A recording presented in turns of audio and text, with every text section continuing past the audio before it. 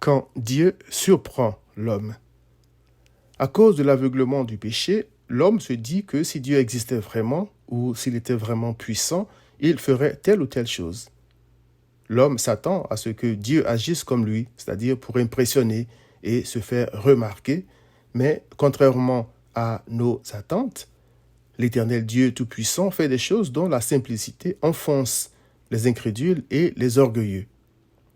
Pourtant, il fait ces choses simples pour que les croyants sachent que leur Père est capable de les nourrir en faisant pleuvoir de la viande, comme de la poussière, et comme le sable des mers, les oiseaux ailés. Psaume 78, verset 27. Comme il est capable de nourrir 5000 hommes avec 5 pains d'orge et 2 poissons, voir Jean 6, 1 à 14.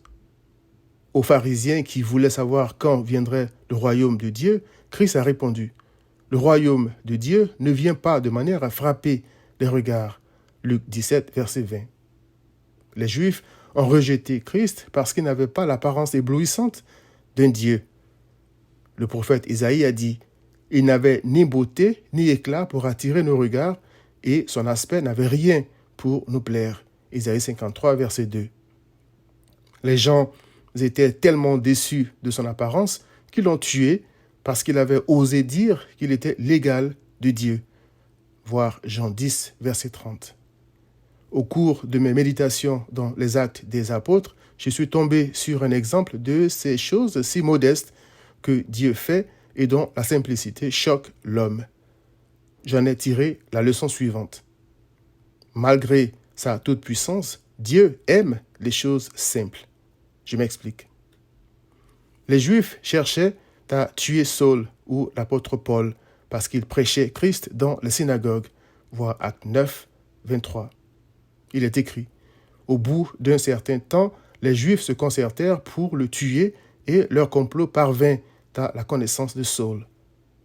On gardait les portes jour et nuit afin de lui ôter la vie. Mais pendant une nuit, les disciples le prirent et le descendirent par la muraille dans une corbeille. Acte 9, 23 à 25. Franchement, je m'attendais à beaucoup plus qu'une corbeille pour sauver la vie de Paul. Le Seigneur aurait pu le faire disparaître comme il avait fait disparaître Philippe. Il est écrit, « L'Esprit du Seigneur enleva Philippe et l'eunuque ne le vit plus. » Acte 8, 39. Je m'attendais à un miracle de ce genre. Quand les apôtres avaient été jetés dans une prison publique, il est écrit « Mais un ange du Seigneur ayant ouvert pendant la nuit les portes de la prison, les fit sortir. » Acte 5, 19. Contrairement à mes attentes, le Seigneur a fait descendre Paul, son serviteur, dont l'ombre, entre guillemets, avait guéri des malades, voir Acte 5, 15 à 16, dans une corbeille, par une muraille, pendant la nuit. Est-ce parce que Dieu était incapable de faire sortir Paul par la grande porte? Pas du tout.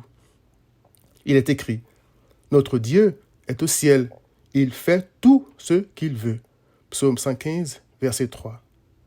Cher ami, Dieu était en Christ, c'est-à-dire un homme sans beauté ni éclat, réconciliant le monde avec lui-même, selon 2 Corinthiens 5, verset 19. Puisqu'il sauve qui il veut, selon Romains 9, 14 à 16, Dieu ne cherche à impressionner personne. Il est écrit, « Ils, c'est-à-dire les incrédules, ne se laisseront pas persuader quand même quelqu'un des morts ressusciterait. » Luc 16, 31. Il a donc plu à l'Éternel de sauver ses enfants par le sang de Christ, un homme qui n'avait ni beauté, ni éclat pour attirer les regards et dont l'apparence n'avait rien pour plaire à l'homme. N'est-ce pas merveilleux? Viens à Christ.